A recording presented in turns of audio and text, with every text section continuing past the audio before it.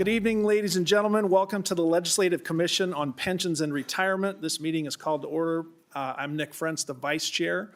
It's March 11th, 2025, 5 p.m. We're here in room 123 of the State Capitol building, and a quorum is present.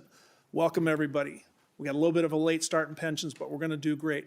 I would like to start, before we get to the election of officers, with introduction of the commission members, if that's okay with everybody. A brief introduction of the district that you represent. Why don't we start with Senator Rasmussen and work counterclockwise? Thank you, Senator Frentz. My name is Jordan Rasmussen, and I represent 5 counties in west central Minnesota in the Minnesota Senate. I live in Fergus Falls, and this is my 5th year having the pleasure of serving on the Pension Commission. So look forward to working with my colleagues on both chambers to get some good pension policy this year. Thank you, Senator Frentz. Senator Howe. Thank you, Senator Jeff Howe. I serve District 13, which is part of Stearns and part of Benton counties. And I'm actually a retired firefighter, so I have one of these pensions in my portfolio. So I'm very concerned on how this all works. And I can't remember how many terms on the pension board I've been, but that's fine. I enjoy being here and look forward to a good bill. Thank you, Senator Howe. Senator Nelson. Thank you, Mr. Chair. I'm Senator Carla Nelson. I live in Rochester and represent Olmsted County and Dodge County. I'm a retired teacher as well, and so I'm one of those Tier 2 teachers that we hear so much about.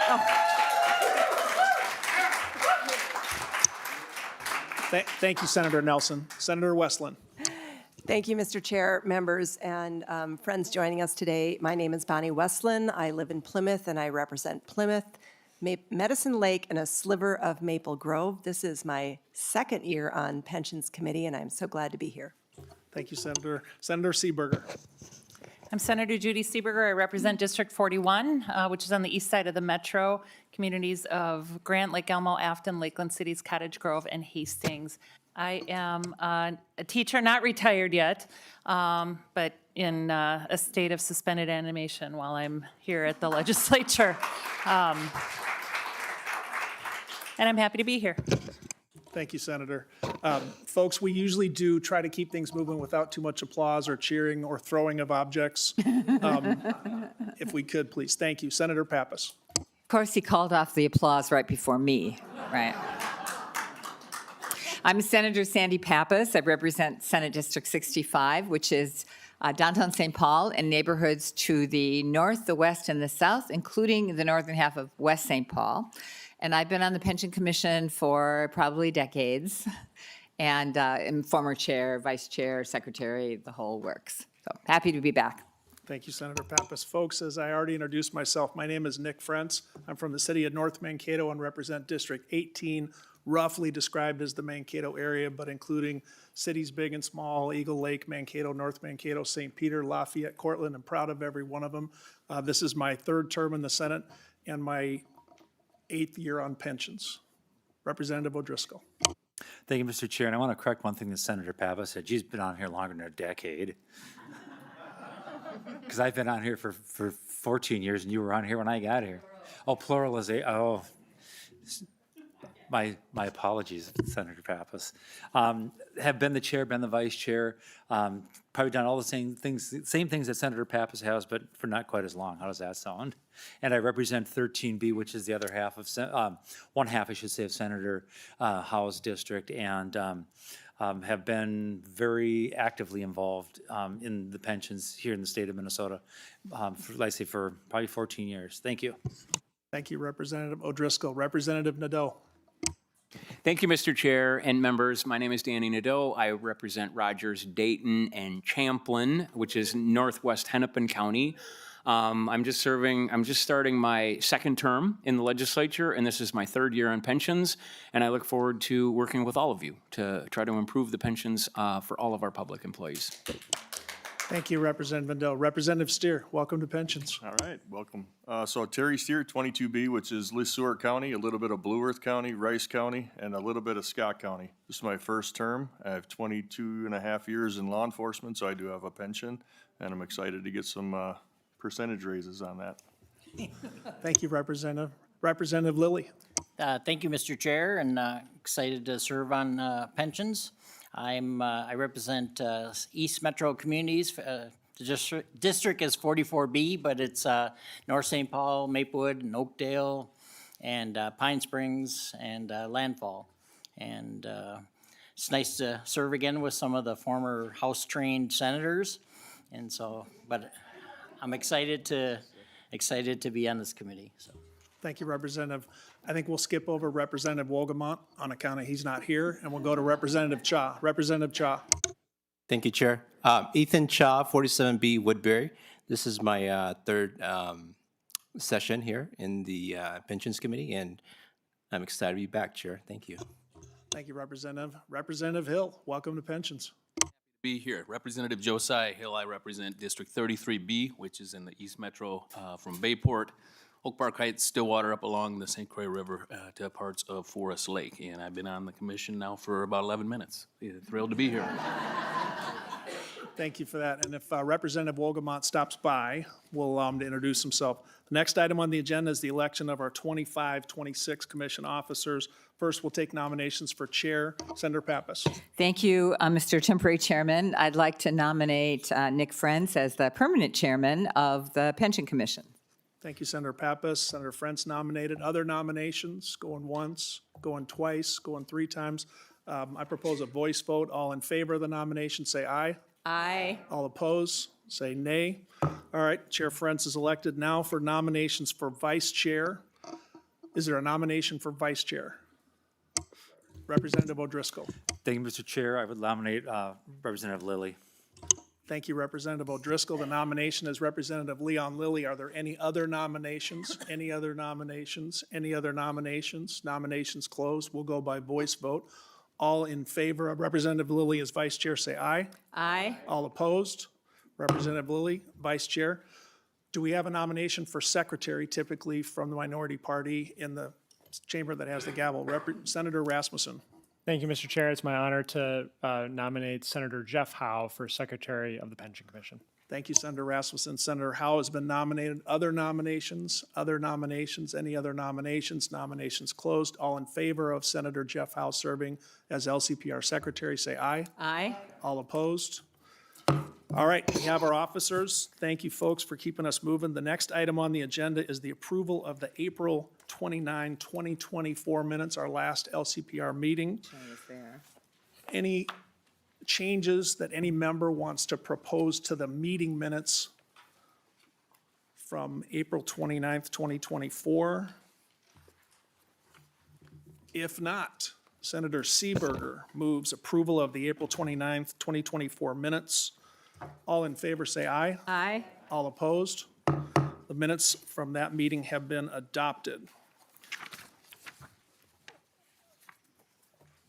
I'm going to call an audible here and introduce our staff. Folks, for those that don't know, the staff puts together this incredible agenda, but we would like to have just a brief introduction of the staff, and I noticed they forgot to mention that part of it. So if we could please have staff briefly introduce themselves, especially if you're new to LCPR, just a little bit about yourself, why you'd want to be on pensions, and I promise it won't take long. Thank you, Chair Frentz. My name is Alina Wilson. I'm an analyst for the commission. This is my first year. I just started as staff in November of 2024.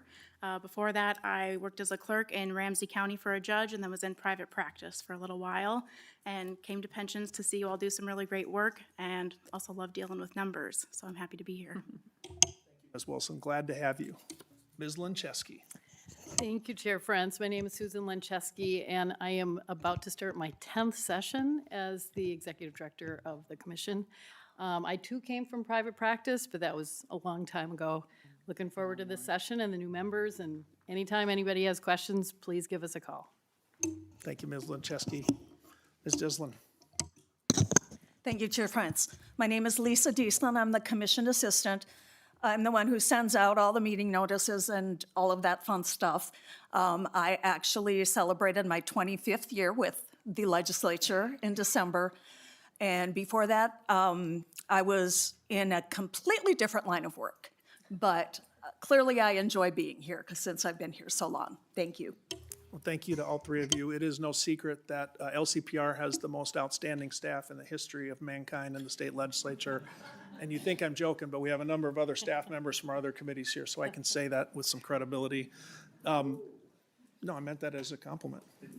All right, we are now going to take up the subject of rehiring the recommended actuaries. Actuaries do work, and with that, I was hoping Ms. Lincheski would walk us through the staff memo. Ms. Lincheski. Thank you, Chair France. Before I do that, if I could just take one quick second to introduce you to this folder. In the folder are several items that you'll see every meeting.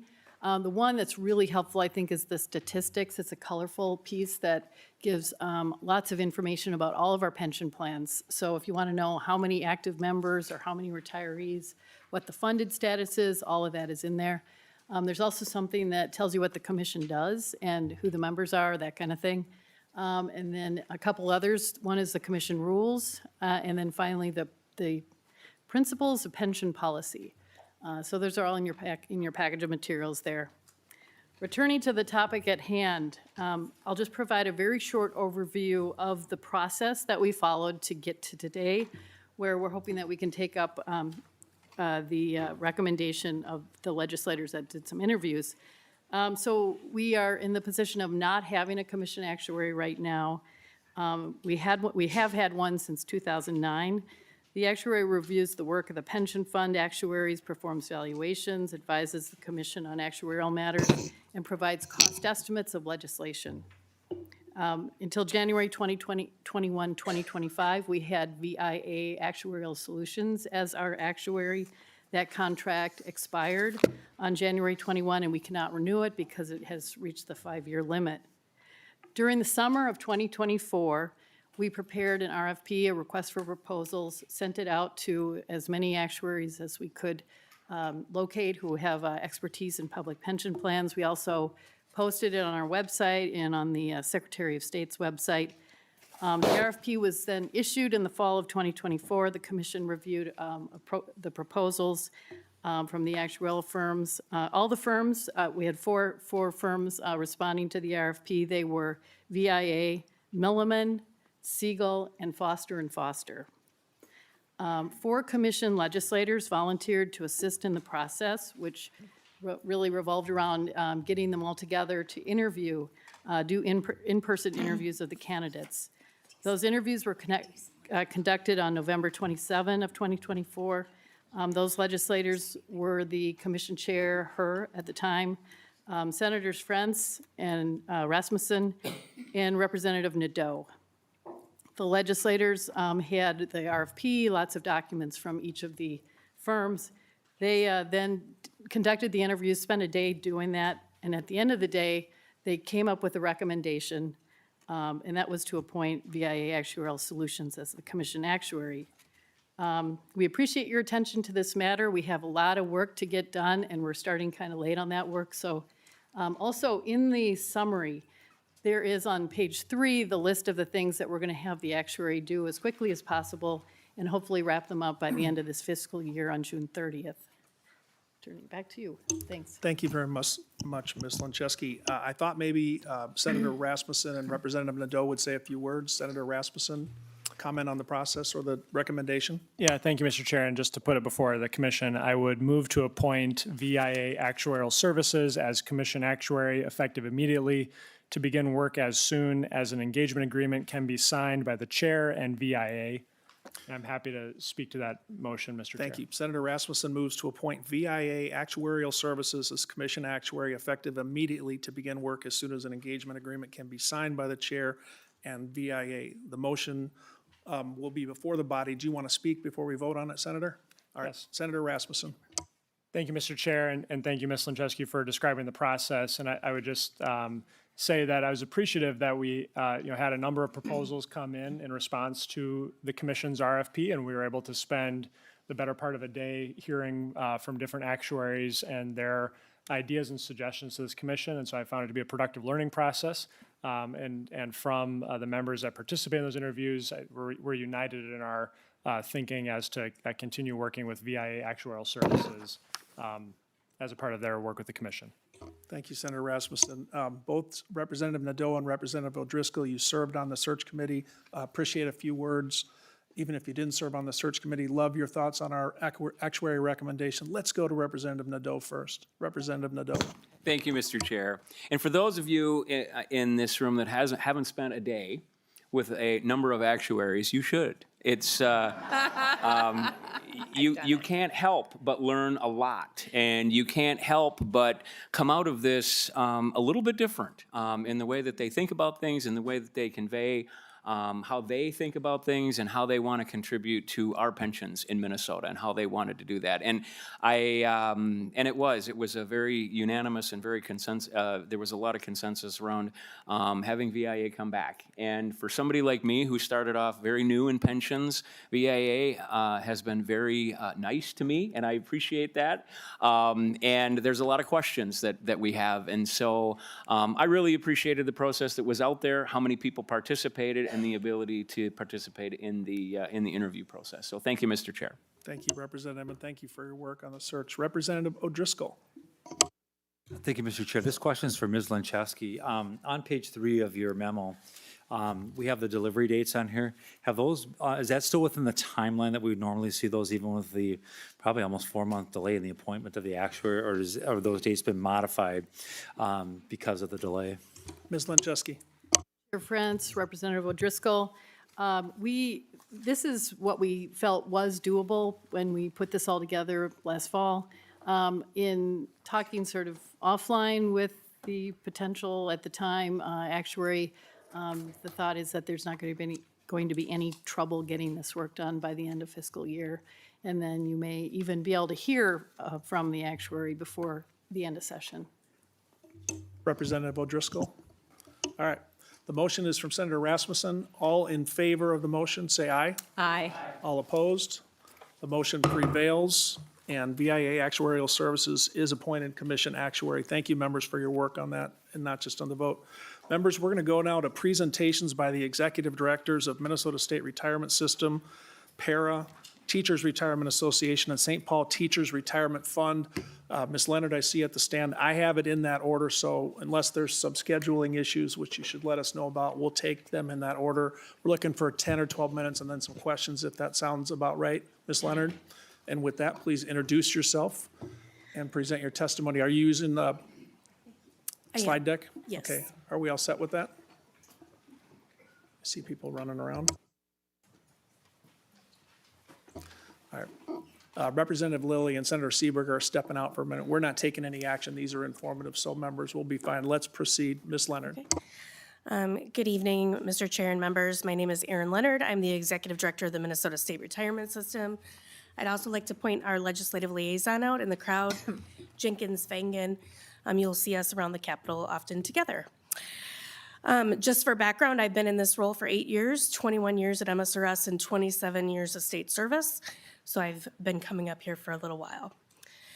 So today I want to go over MSRS plans, and a little bit about our governance and our plan for 2025 legislative session.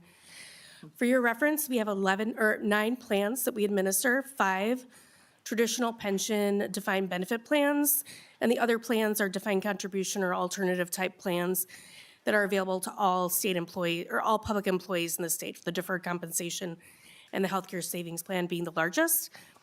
We have $34 billion in assets as of July 1 last year. We have an 11-member board of directors that does our governance. They approve all of our plan administration, our budget, those sorts of things. But we do need to come to you all for changes to our pension plans because those are in statute. So when presenting this each year, I like to look back on the history of our funding. The good news is the SBI had a 12.3% return last year, so our plan funding improved. You notice the top line is our general employees retirement plan, that's the blue dots. We're 99.82% funded as of July 1. You can compare that to 2007 where we were similarly funded, but the difference is that now we are assuming a much lower assumed rate of return going forward. So we're in a much more stable, sustainable position with a 7% return assumption rather than 8.5. So I'm going to go over each plan quickly, starting with our general employees retirement plan. That is our largest plan. We have about 55,000 active members. These are most of your state employees located throughout the state. As I mentioned, we're 99.8% funded. That's one measure of funded health. We're projected to be fully funded this year, this July. Another measure of health is, are we collecting sufficient contributions to pay current and future benefits? So the good news is we are also sufficient in our contributions. It's 10%, just over 10% of paid to pre-fund benefits, and we're collecting 11.75. In July, that will go up to 12.25 as a result of some benefit changes 2 years ago. So we have a contribution sufficiency of over 2% to pay. For your reference, we have a 1.5% fixed cost of living adjustment for all of our retirement plans, for all of our retirees, except for the State Patrol plan. They're at 1%. Our next plan is our correctional plan. That is covering the individuals who work directly with the incarcerated folks or patients in the state facilities. It is an age 55 retirement plan, so it's a little different than our others. We're 79.2% funded. However, we have a really comfortable sufficiency of 1% of pay. So we're collecting sufficient contributions to pay current and future benefits. And we're projected to be fully funded by 2040, which is about 8 years prior to our goal date of 2048. The next plan is our State Patrol plan. This is licensed peace officers in the state of Minnesota.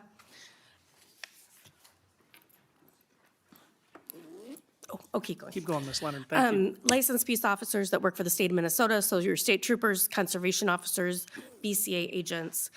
This is one of our smaller plans, just over 2,000 members, 87.2% funded, projected to be fully funded by 2032, so again, ahead of schedule, that 2048 date. You'll notice the contributions in this plan are much higher than our other plans. Employees are contributing 15% to pay. The state is contributing 23.1, and there's a supplemental contribution of 7.84. That 7.84 is a little misleading because that is about $7 to $8 million a year because the plan is so small. When you have a larger percentage like that in the bigger plans, it's much higher dollar amount. This plan also does not participate in Social Security, so this is their only pension plan or any plan that they can expect in retirement, which means the employer is also not paying Social Security. You'll notice the contribution sufficiency is much higher. It's really important to have a comfortable sufficiency in this plan because it's so small and the volatility both in the market affects the funding of this plan. And as I mentioned, it's a 1% fixed post-retirement increase for State Patrol plan members. Our smallest plan is our judges. This is, of course, judges elected and appointed. The funded ratio is 66, which is much lower than our other plans, but this plan has a different story. They didn't start pre-funding benefits until 1992, whereas our other plans started pre-funding in the early 1970s. So they were about 20 years delayed in getting that pre-funding, although they're still ahead of schedule for getting to that 2048 date, and they have a contribution sufficiency of over 3% to pay. So heading in the right direction in the funding health of the judges plan. The next page is just a snapshot if you want to see everything on one page, the funded ratios, sufficiencies, and projected full funding date. Our other plans I won't spend much time on, but we have the legislators plan, which is closed. It was closed in 1997, so a really small population of active members in that plan. The unclassified plan is a defined contribution plan. Elected officials in the state, as well as a lot of appointed legislative staff are in that program. Our deferred compensation is the governmental version of a 401k. We have over 100,000 participants, $10 billion. And then the healthcare savings plan is a unique plan that allows individuals to save for healthcare expenses after they leave state service or public service. And we have $2 billion in that program. So our legislative agenda for 2025, we have an administrative bill that's very it's administrative in nature, lots of not exciting changes. We are asking for the adoption of our experience study recommendations for our 3 public safety plans. The board is supporting the adoption of the amortization work group recommendations, which this commission charged us with doing over the summer. And then we are proposing some benefit changes to our general employees retirement plan, which will be absorbed by the plan. This page is just a summary of the financial impact of the experience study recommendations. Generally, they save costs, except for the judges, there's a slight cost of 0.5% of pay. And this is just something we do every 4 to 5 years to make sure our assumptions are in line with our actual experience when projecting benefits. And then the final thing is our board did propose legislation to increase benefits for our general plan members because the plan is well-funded and we have a contribution sufficiency. So we're proposing an increase in post-retirement benefits for retirees of 1.75%. That cost is about 1% of pay, so that will eat into that sufficiency. And then our other proposal is a multiplier increase prospectively starting July 1 for our general plan from 1.7, which is the current multiplier, to 1.9%. So anything earned up to that point will stay at 1.7, but going forward, it would be 1.9. And that costs about 0.95% of pay. And those costs are using the new proposed recommendations from the amortization work group, so they're amortized over a short period.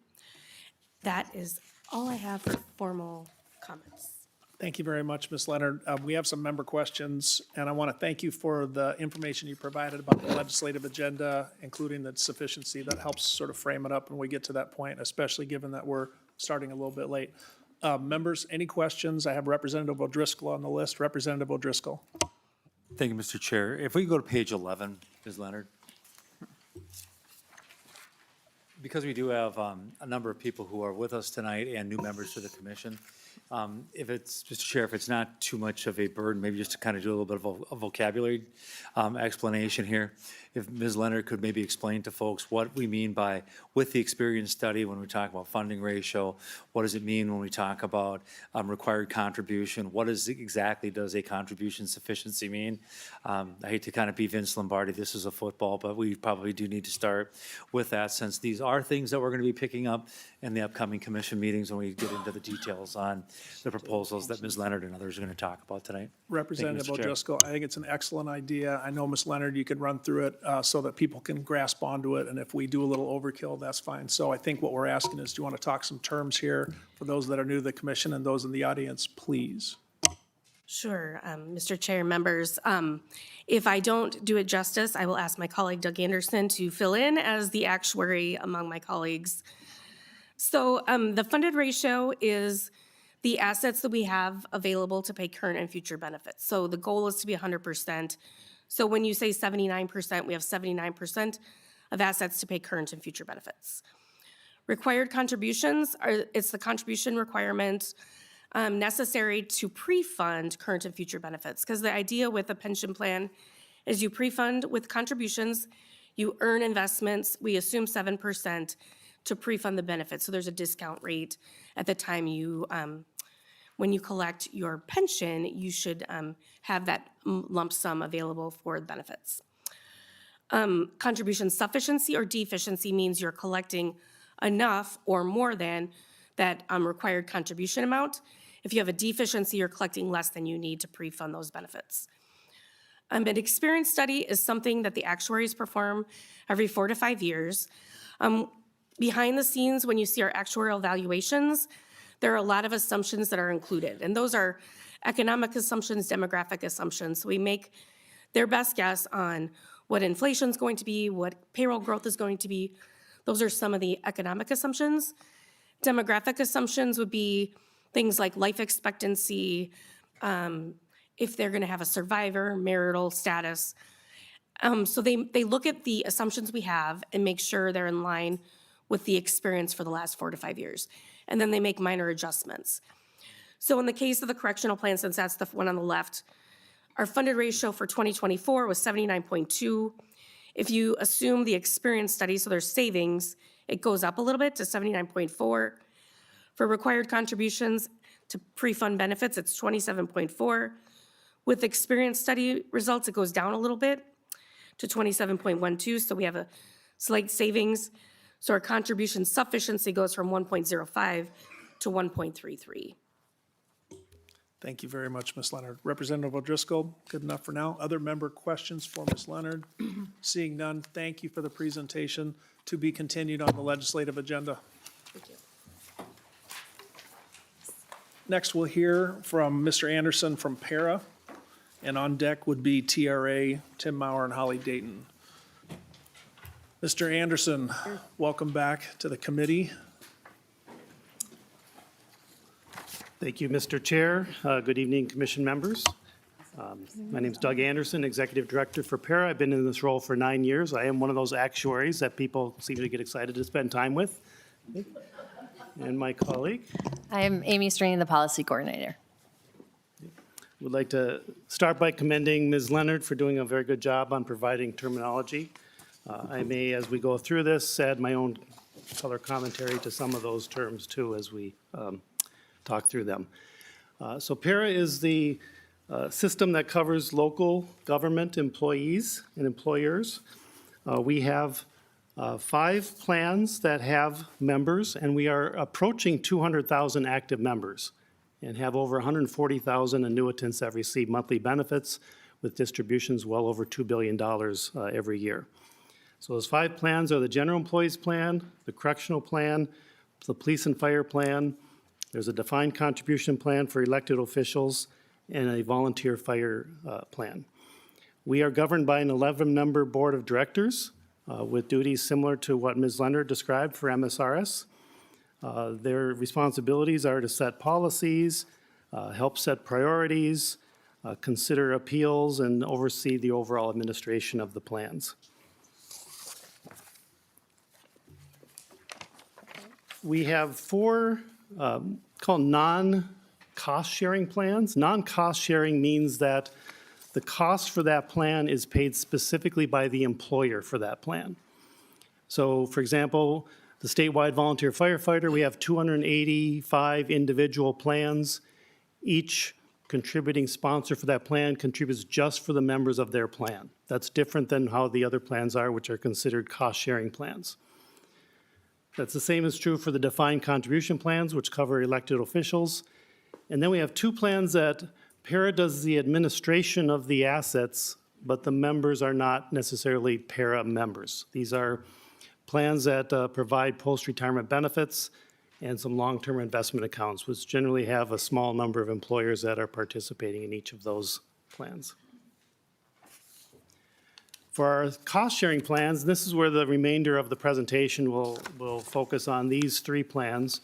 So cost-sharing means that all the employers, which in the general plan is over 2,000 employers, we have several hundred employers in the police and fire plan, and we have about 87 employers in the correctional plan.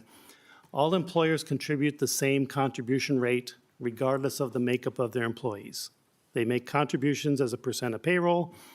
It's all pooled, and they do not have kind of separate accounts for each employer.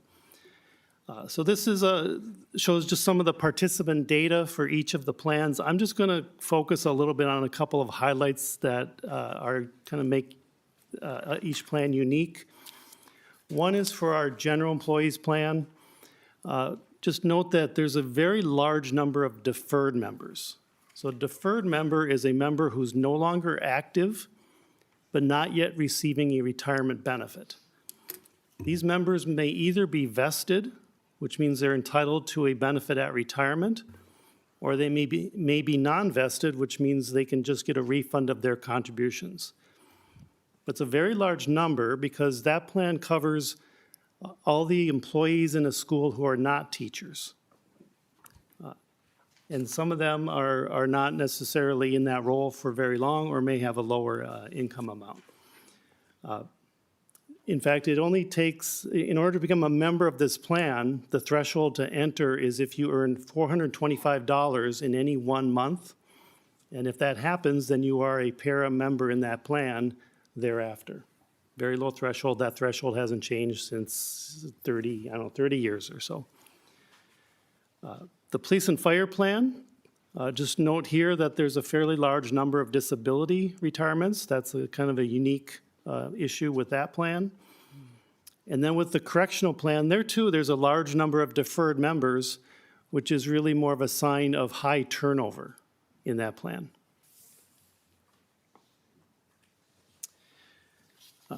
For these 3 plans, the financial health of the plans are summarized here using 3 different measurements. So these were described by Ms. Leonard. The funding ratio, which shown here is the market value of assets divided by the actuarial accrued liability. For these plans, it ranges from 89% to 98%. So this is a good measurement for some comparison, but it doesn't tell you the speed or direction of the plans, which way they're going. They could be getting better, they could be getting worse, they could be staying constant. That statistic alone doesn't tell you about the speed or direction. What is more helpful with that is the funding sufficiency or deficiency. So as Ms. Leonard described, this is a comparison of the contributions coming into the plan with what is needed to pay for the benefit accruals by active members, plus what is needed to fully fund the plan to get those percentages up to 100% by the year 2048. So for example, the general plan, the contributions coming in are 2.8% of payroll, more than what's needed to pay for what the active members are earning and to get that plan to be fully funded by 2048. That's good progress. The police and fire plan has a funding deficiency. It's not making progress towards full funding. And the correctional plan has a funding sufficiency. So these are helpful for speed and direction, but these also only shows the number for this year and doesn't reflect that these statistics change over time too. Sometimes there's contributions that are coming in the future at a higher rate, or there might be contributions coming off that schedule. And I'll show a couple examples of that. So what we really like to focus on understanding the whole health of the plan is what's shown on the bottom of the screen, the projected full funding date. Because that tells you where you're at now and the speed and direction and when you are expected to reach full funding, which based on the July 1, 2024 actuarial evaluations was 2034 for the general plan, 2029 for the correctional plan, and never for the police and fire plan. So seeing never means we ask our actuary, what does never mean? And they did provide a projection, and in this case, it means that that plan is really staying constant at 90% funded. It's not getting better, it's not projected to get worse. It's just projected to stay constant if all assumptions are met. It's 90% is good. Each of the next three slides just goes a little bit deeper for each plan, but it repeats much of what I just explained. It shows the current funding ratio, it shows the projected full funding date, and what I would note, what is maybe helpful is on the general plan, you see a MRF contribution.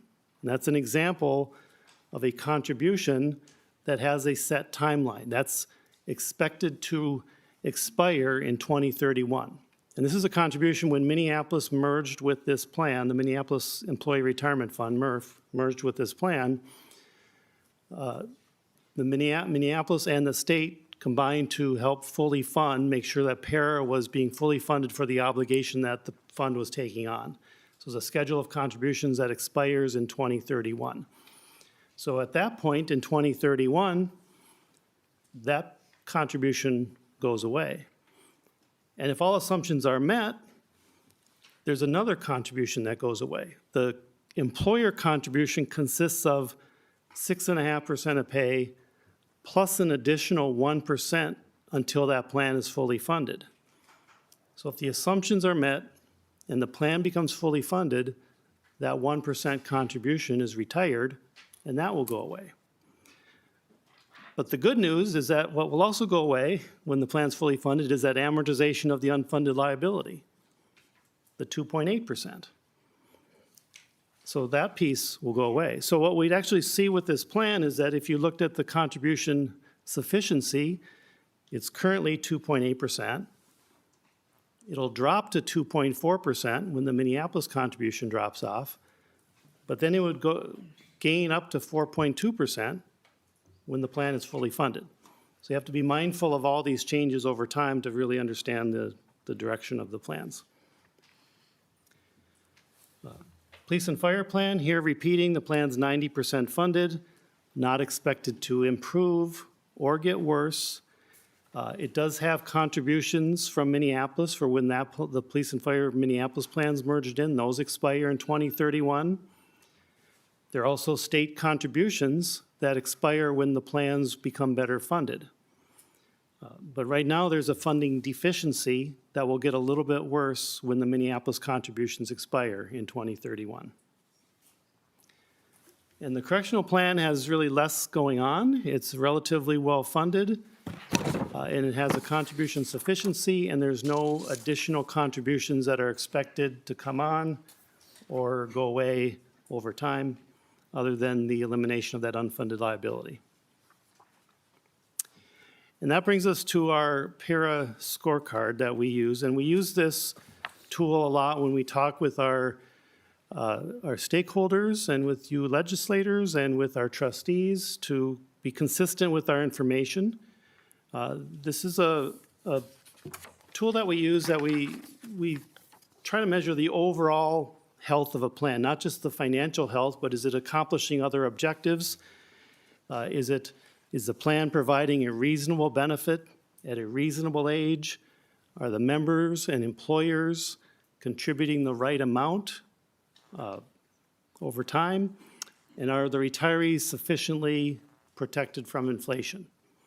Also, are we using the right assumptions? And are we meeting the right financial health for when the plan becomes fully funded?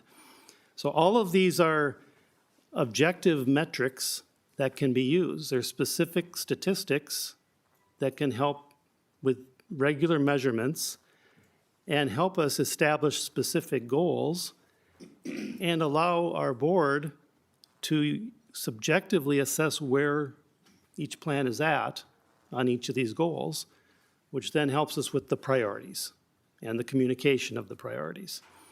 And every plan is different. Every plan has a different history and a different place and different priorities. So you can see from here that in our general plan, when this is guiding either a general or a PERA initiative, which Amy will talk about, or a stakeholder initiative, we try to put it in terms of what are the priorities. And so a priority is identified by our trustees is to better protect retirees from inflation. That's a priority in the general plan, the police and fire plan. The correctional plan's doing better at that. That plan can afford that. It's in a good position. Ideally, we'd like to see the plans progress more towards what the correctional plan has as it relates to employee inflation. Doesn't mean there's not other objectives for the plan. You can see the general employees and employers for 10 to 15 years have been contributing at a pretty high rate.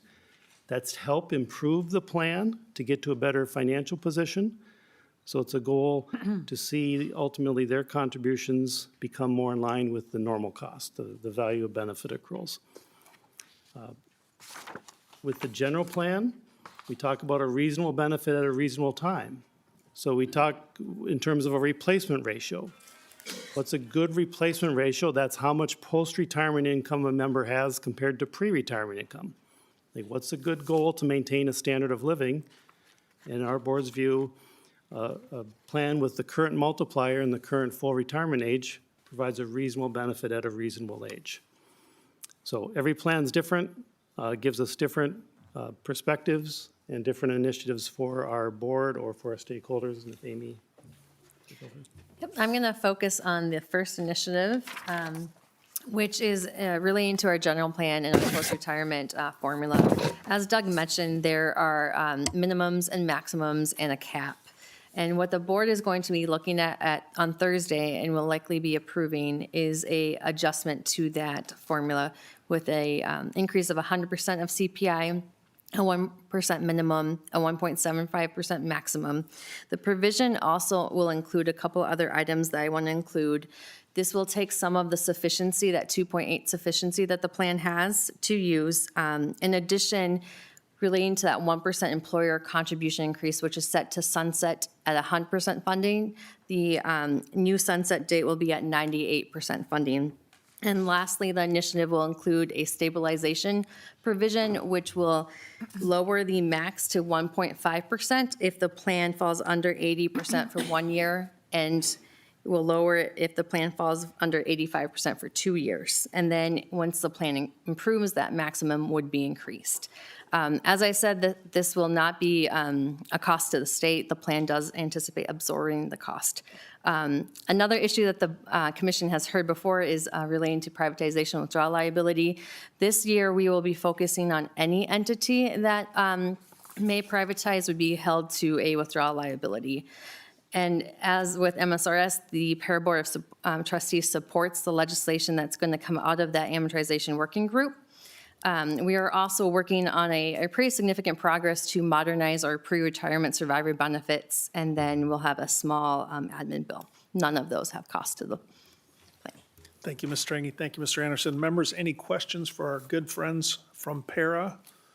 Seeing none. Sorry, Representative Nadeau. Representative. Thank you, Mr. Chair. And if we can go back to the PERA scorecard, you know, the one thing that I've never really understood is on the police and fire. Out of all the plans, that's the only one that has a fixed COLA. Can you give me the story of why that one is fixed, and if there's a plan to change that or not? Mr. Anderson, Ms. Stringy, who wants that one? Mr. Chair, Representative Nadeau, yeah, there's a story there that goes back, and I mean, I get the exact dates quite right, but about 10 to 15 years ago, there was a different formula in place for many plans, but for that plan, there was a formula that said that if the funding ratio of the plan achieved a certain threshold, the 1% would become a 2.5% increase. The problem at that time was that, like now, it was forecasted that that would never happen, that the 2.5% wasn't ever going to happen. So at that time, with other legislative changes, it was just changed to a fixed amount. It's really based on the affordability of the plan, that the plan, because around that time on the general employees plan, they had a similar formula that was projected to potentially kick in.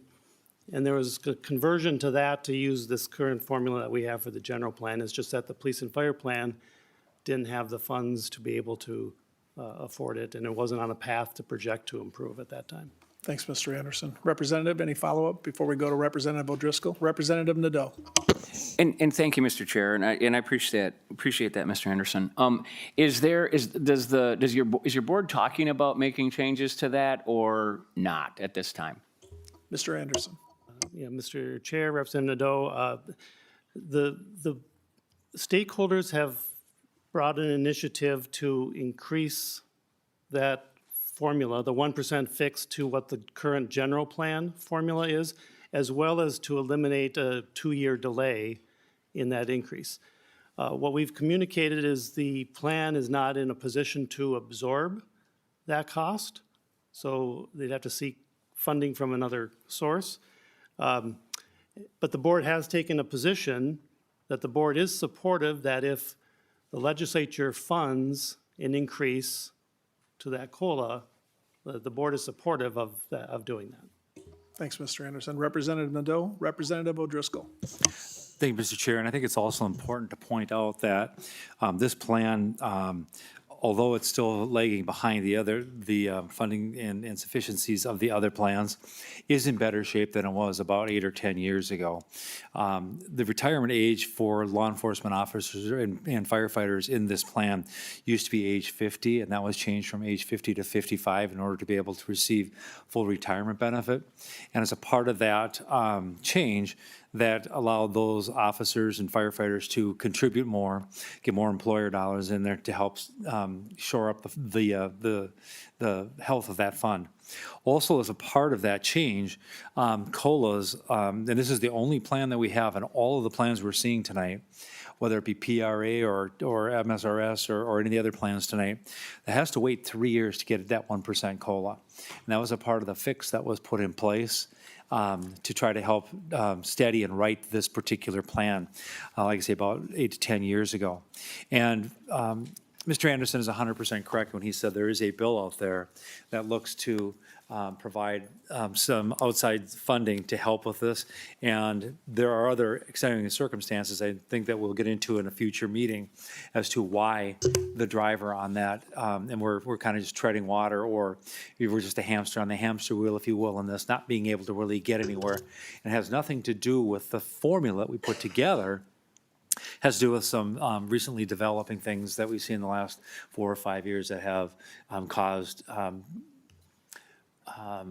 benefits to be paid out earlier under a different form than we're used to seeing in just the normal retirement. And I'll just leave it at that, because there is additional discussion that we'll have at some point in the future on that. Thank you for teeing that up, Representative O'Driscoll. Other member questions for PERA before we go to TRA? Seeing none. Thank you, Mr. Anderson. Thank you, Ms. Strengy. Folks, want to take a moment to acknowledge all the educators in the room and thank you for your patience. We're going to have TRA come forward now. I'm assuming this is the part you're interested in, and want to thank our friend Denise Specht for being here. I understand you got to take off, but thank you for having everybody here. And I never sat still this long in class, but here comes TRA, and I hope it's worth the wait for all of you. Mr. Maurer, Ms. Dayton, welcome to LCPR. We're hoping, for 10 or 12 minutes and then go through questions. Is that enough time for you? All right, fire away. All right, I guess I'll start. Good evening, everybody. My name is Holly Dayton. I'm the legislative liaison for TRA. Good to see all of you, and looking forward to looking forward to working with some of you for the first time and several of you ongoing. And I'm happy to introduce Tim Maurer, TRA Executive Director. Thank you, everyone. I started serving as the interim executive director back in October. I've been with Defined Benefit Pension Administration in the state of Minnesota for over 25 years, 20 years with TRA, and officially became the executive director of the fund last Friday. So we'll start off. Mr. Maurer, if you could be a little closer to the microphone. Oh, absolutely. We can hear you just fine, but we're also recording, and so for those that are watching stream, it's helpful. Thank you. You bet. So I'll start with just a quick agency overview. Some of our demographical information. We have at TRA a staff of about 100 employees. We currently have around 218,000 members, 595 employer units. We have annual benefit payments in excess of $2.1 billion, with a median monthly pension benefit of just under $2,500. Our TRA membership includes educators, administrators, nurses, counselors, and others in public and charter schools, except for members of the St. Paul Teachers Retirement Fund Association. Our TRA membership also includes TRA staff, certain members of the Minnesota State faculty. The breakdown of our membership demographic, currently we have just about 86,000 active members. We have over 63,000 retired members, just under 7,000 survivors. We have 432 members receiving a disability benefit, and we have just over 62,000 deferred members, of which Doug stated earlier, those are our members that have an account with TRA. They may or may not be vested, but they are currently not actively contributing to the fund. So that gets us in that total membership of just over 218,000.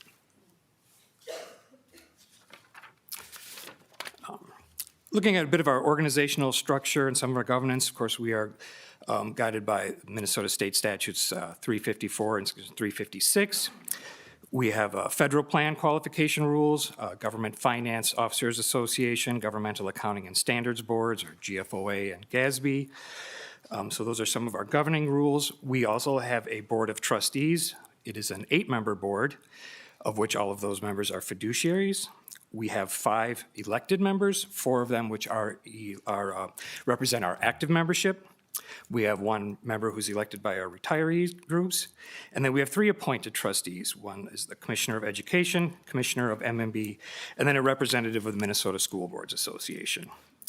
The fund also has the executive director, who under law is also a fiduciary and also is responsible for the management of the organization, agency operations. The executive director is hired by our board of trustees, and as I said, like board members, is also a fiduciary. Speaking in the third person.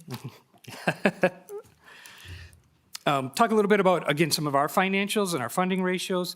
So this is as of June 30th, 2024, all based on a market value of assets.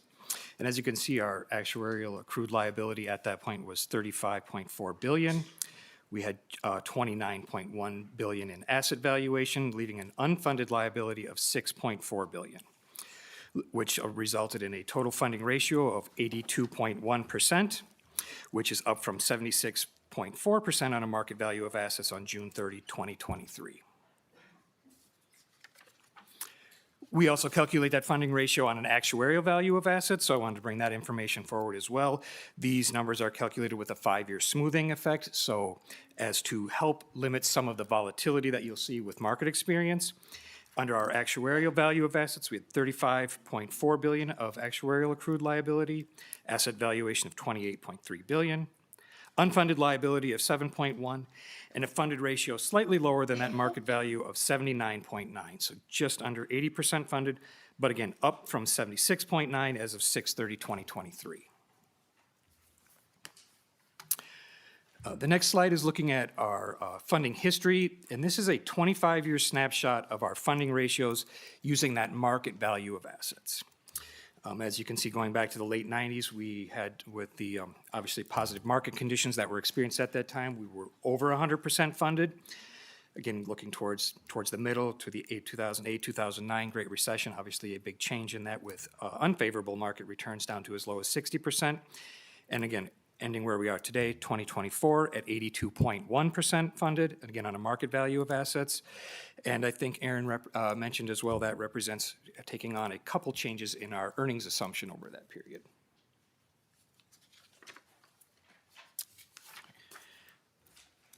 Looking at some of our contribution requirements, and again, these are going to be using market value of assets as of June 30, 2024. We have a current employee contribution of 7.75% of pay, a current employer contribution of 8.91% of pay.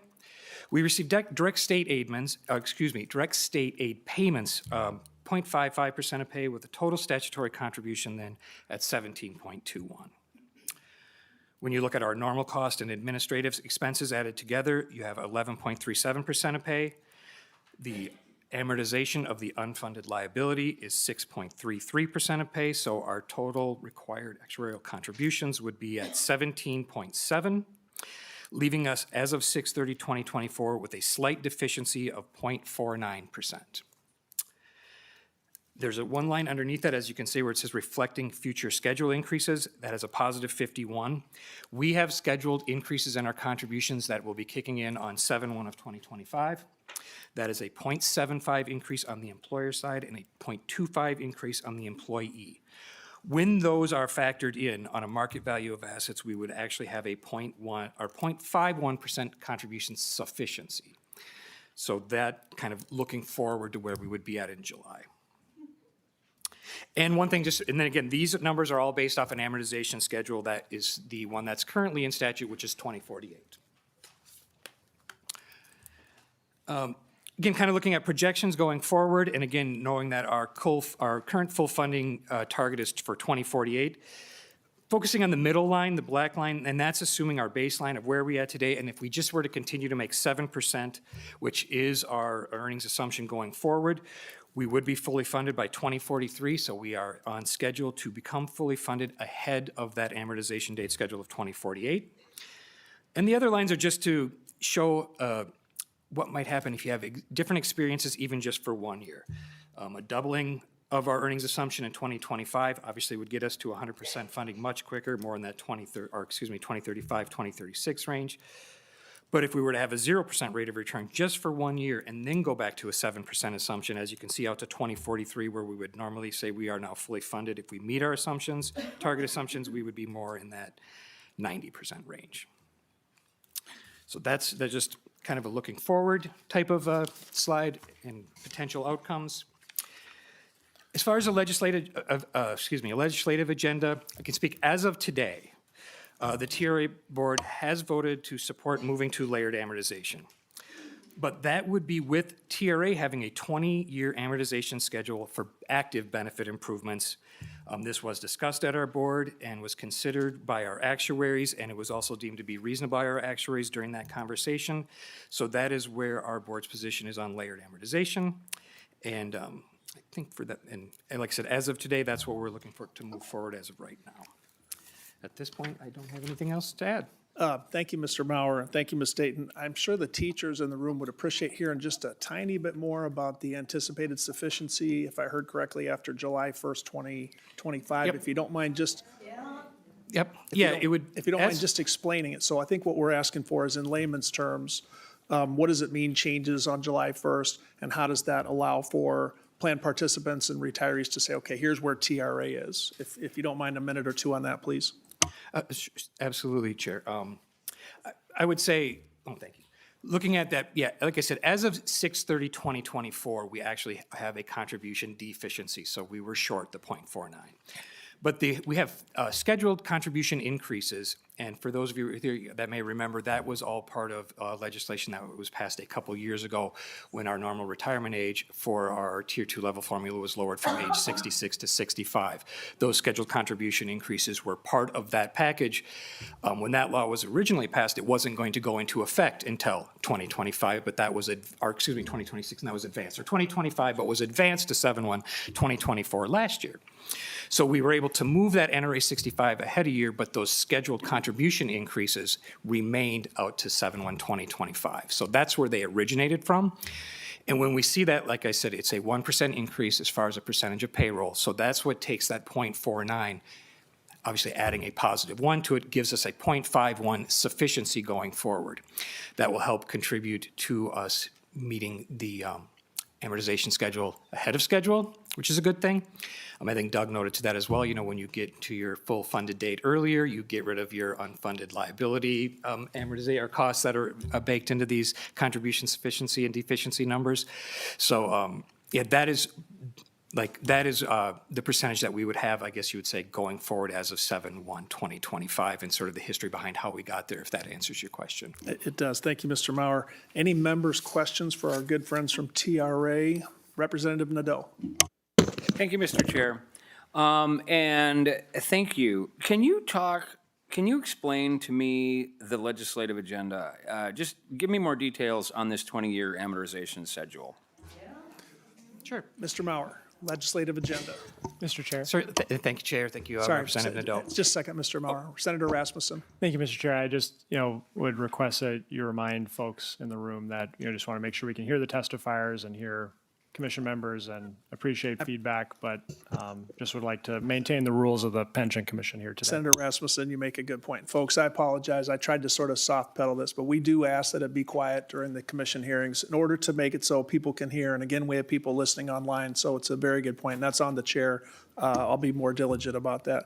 Having said that, do you want Representative Nadeau to repeat the question, or are you ready to go, Mr. Maurer? Mr. Maurer. Okay, and again, thank you, Chair, Representative Nadeau. Yeah, so the idea behind the 20-year amortization schedule for active benefit improvements, that's just, not to go too far into the work group, but there was a table that was developed by the work group, which was discussed earlier, that had different layers or different amortization periods, I guess you could say. And they are going to be used to factor in different changes in layered amortization. You might have a change due to an experience, maybe an experience, change in your experience study, mortality, things like that. That has a layer that would have a certain schedule attached to it. There's also so then there's a series of those layers inside of layered amortization. One of them is called active benefit improvements. And that would be if you had a change to your active benefit schedule. Let's say you're going to change the normal retirement age, for example, or something like that. That would be looked at as a benefit improvement. There was a recommendation of a 15-year term for that. But when our board looked at that and we had our actuaries in and they discussed that, they were more comfortable with using a 20-year period for any sort of improvement to active benefits rather than the 15-year that was in the original schedule that came out of the work group. We talked about that. Our actuaries were in the meeting at the time that conversation took place. They said, as far as TRA looking at our plan and the demographics, that was reasonable. It was within their actuarial standards, and that they would not, they would support a 20-year period. So that was the transition of the switch are extremely from the board's position saying no, for TRA, we would like a 20-year schedule for those active benefit improvements rather than what was being brought forward, which was 15. Thank you, Mr. Mauer. Representative Nadeau. Thank you, Mr. Chair. And so, just so I make sure that I understand, so any benefit improvements for active members, so we're spreading the cost further, making it, is that what we're doing? Is that what the intent of this is? It would, Chair, Senator, or excuse me, and Senator, it would depend on where you're coming from, right? Because as we sit right now, if we didn't change anything, it's 2048. So all the cost estimates that we've run for our board this year are saying as of today through 2048. If it were to change to layered amortization, instead of it being 20 to 2048, it would be effective of that date out 20 years. The cost doesn't change. It's the percentage of payroll it takes to fund that during that time period that would change. So if you have a 20-year as a percentage of payroll, it would be less than as if you had a 15-year. Of course, it would be different than as if you stayed at our current, which goes out to 2048. So it's a sort of a place and time type of thing. It depends on where you're at when you're looking at it. Thank you, Mr. Mauer. To be continued, Representative Nadeau. Thank you, Mr. Chair. All right, other member questions for TRA? Seeing none. Thank you, Ms. Dayton. Thank you, Mr. Mauer. Thank you. Next up, we're going to have Mr. Tenzik from St. Paul Teachers. Mr. Tenzik, I saw you here earlier.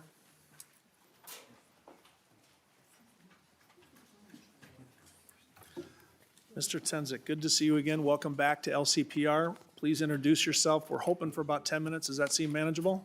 Thank you, Chair Friends. Members of the committee, I've got tickets to the Wild game, so I will be flying tonight. First, I'd like to introduce myself, Phil Tenzik, Executive Director and CIO of the St. Paul Teachers Retirement Fund Association. I've been with the plan a little over 2 years now, but prior to that, 14 years in pensions, both government and corporate pensions. While we are a smaller plan and the only independent plan, I do want to make the commission and members aware that we do face the same degree of governance as all of the larger plans. So that's something that we can't settle for a lower standard. So again, we have a board of trustees. Our trustee structure is a little bit different. They're 9 member-elected positions, so they come from our membership. We have 1 ex officio appointed by St. Paul Public Schools. So our board is much more closely aligned with the interests of our members because they are all members. We're also overseen by the legislature and the LCPR, as all of the other plans are. We have an annual audit. Our audit's a little bit different because we do manage our investments. We actually have to meet 2 standards, both the administrative audit and investment audit, similar to or equal to the standards that the SBI faces in their annual audit. We, of course, have an actuarial firm as well, and do have a investment consultant that helps assist with our investments. And I would also note we are the oldest independent plan, having been founded in 1999, the first teachers plan in the state of Minnesota. A little bit about the demographics of our plan. We are 13,600 plus members strong. And I think the key point for members here is that means they're your members as well. So between our deferred and retirees, we do have SPTRFA members in every legislative district in the state. So while they may be working in St. Paul, whether they live and commute or retire or move to another job out in the state, they're your members as well. Roughly 25% active members, 32% retirees, and 42% deferred. I think the most important line to look at on this for oversight is the active member population. To be a sustainable independent plan, we need to have a level active membership. So kind of in this range of 3,500, we're going to be healthy. We could take some decreases, but if we see significant decreases in our active membership, that would be a time to take preventative measures to keep the plan healthy. The point in time snapshot of our plan, as of June 30 of 2024, we had $1.3 billion in assets against an actuarially accrued liability, which is the present value of currently earned benefits of $1.9 billion. That gave us a funded ratio of 67.2% and an unfunded liability of $0.6 billion. Our current contributions are 7.75% for the employees, 9% from the employer, and then we have additional contributions, supplemental contributions from the employer and from the state to bring our total contributions to that 25.67%. Our required contributions are 23.52, which means on an ongoing basis, we have a 2.15% sufficiency. During 2024, we received $1.5 million in one-time direct state aid to fund lower contribution rates for our members, and that improved our one-time sufficiency to the 2.63%. I think worth highlighting here is the path for future contribution rates.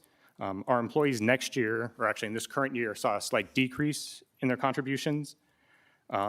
Next year, however, starting July 1st of 2025, the contribution rates will increase to 8.75% for employees, 9.75% for the employer, and that's to fund the 62 and 30 tier benefit for St. Paul teachers and that NRA of 65 that goes into effect July 1st. In the cash flow, I always like to point that out. Since we are an independent plan, we manage our cash flows. So when we need to make pension payments, we need to sell investments to fund those. So we're very aware of what our liquidity needs are. We have to generate a return of at least 3.6% in any given fiscal year to fund those cash flows. And it's especially important over the summer when there's no contributions coming in, we're still making our benefit payments. Markets tend to be less liquid, so we're very aware of what our liquidity needs are and when they happen during the year. To take us from the point in time to the history and kind of the direction of travel of our plan, we are admittedly the least funded of the state plans. However, when we look back at history, we think we can find the source of that. Senator Nelson's famous Big Red Box. So prior to the 2017 pension bill, we had a structural deficiency in the plan, and that was due to SPTRFA members contributing in excess of the employer.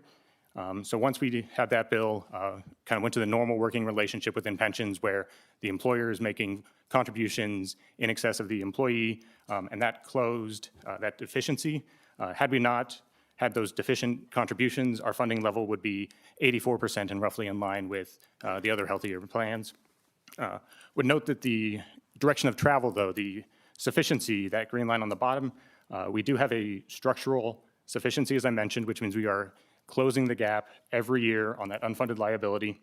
And I would also note that you see a 2-year decrease in 2023 and 2024, and that sufficiency as it gets closer to the zero. Once we do have those contribution increases next year, we'll move back to roughly a 5% annual sufficiency, which will help us, on the next slide as we show, get to our full funding by 2040. Worth noting that did get extended out from 2036 when we lowered the assumed rate of return. We saw about a 4% decrease in our funded ratio and a 4-year extension in our full funding glide path. As I've mentioned, we do manage our investments, so I wanted to share our investment performance as well. We've had very strong performance the past couple of years, similar to SBI's. And then over the longer term, we've exceeded our assumed rate of returns and added about 1% of outperformance due to our manager selection and allocations. And we're top quartile amongst all defined benefit pension plans. We've had very strong performance, mostly due to my predecessor, Jill Schertz, who took that performance over to the SBI, and I think you should expect to see more of that to continue. I would also note that our investment policy is set independent of the state board. So following our decrease in the assumed rate of return from 7.5% to 7%, we looked at our portfolio and realized we could take a lot less risk to generate a 7% return. And so we made significant changes to do that so it's a more secure plan through all market cycles for our members. And so we were able to decrease our risk by moving from equity into fixed income by about 10 percentage points. So as we see market downturns like we have this week, we're going to see less volatility in our market. And we stress tested our new portfolio.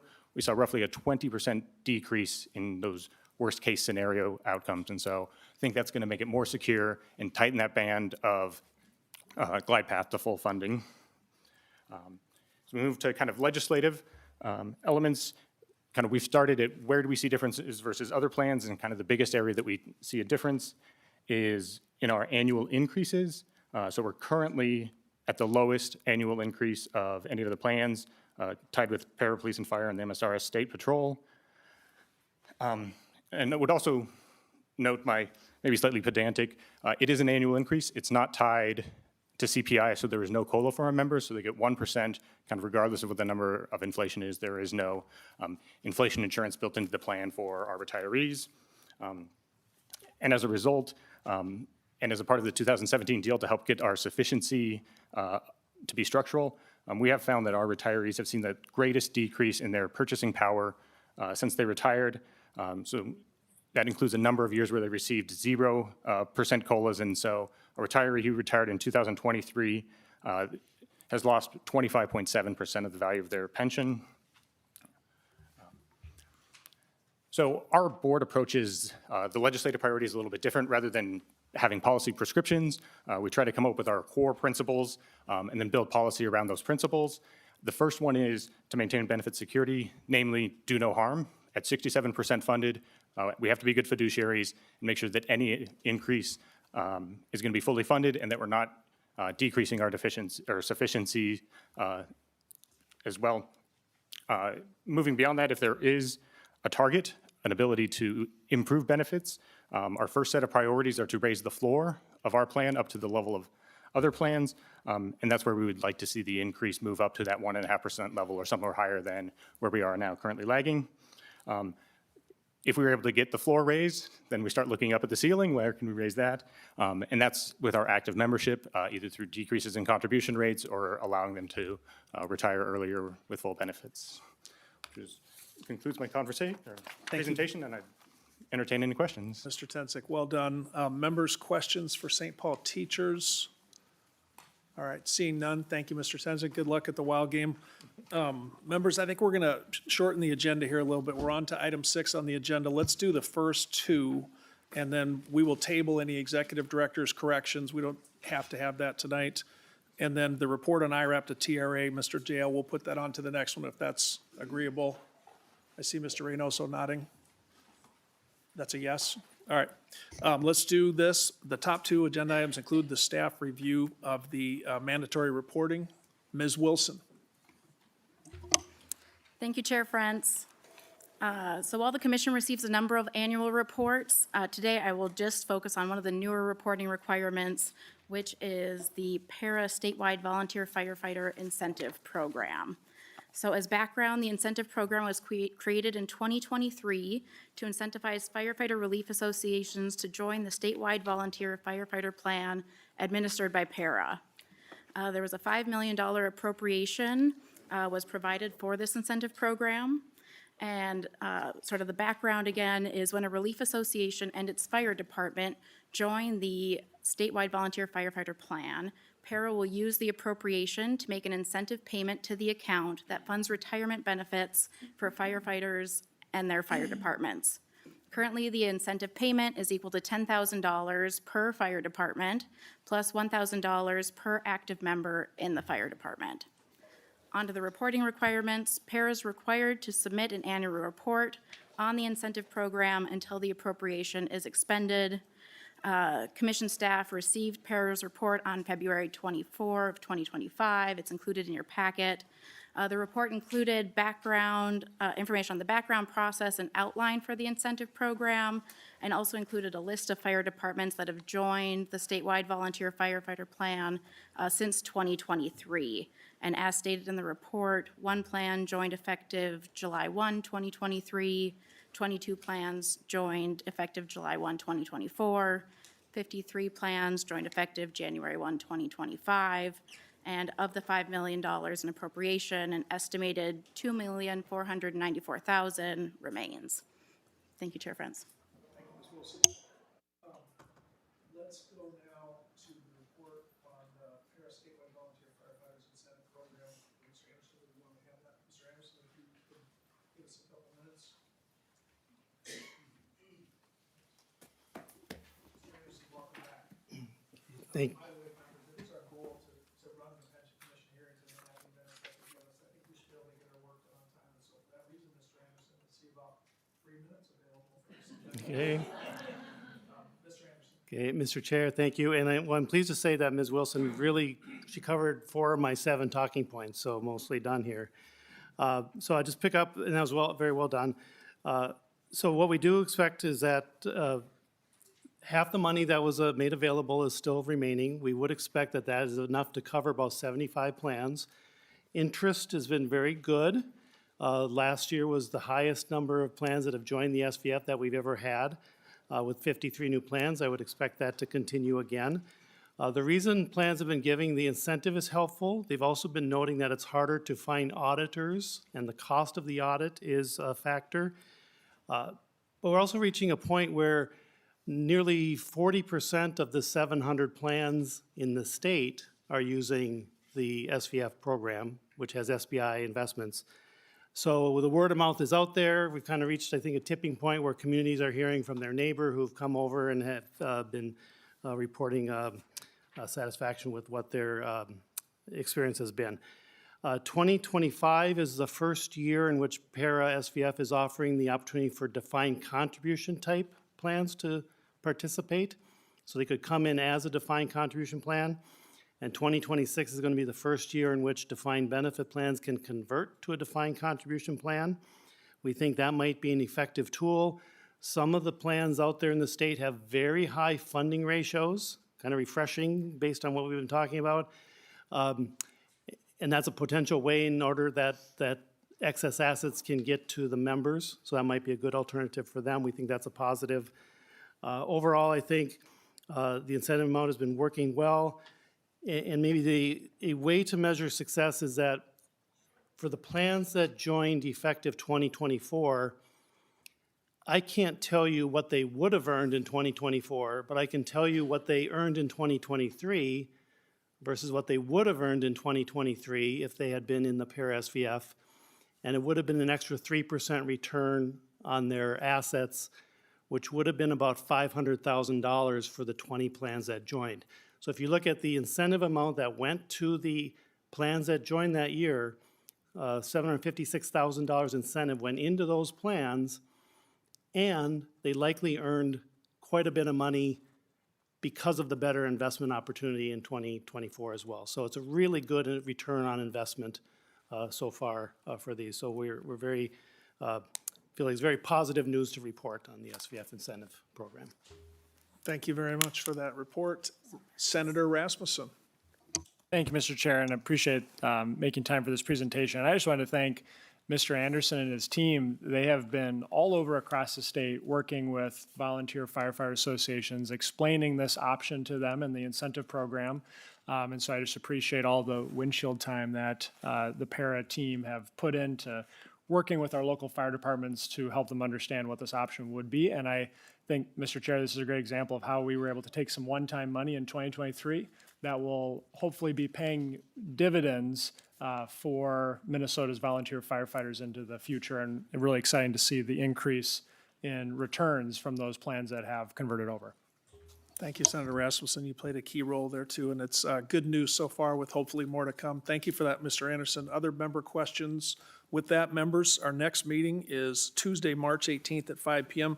We will have the presentation from State Board of Investment Director Jill Schertz. As many of you know, she leads our investments, and some of this good news you're hearing about investment returns, she and her team deserve credit for. I want to thank all the folks who came to watch pensions. It's true, it's just as exciting as they told you it was going to be. And with that, we are adjourned.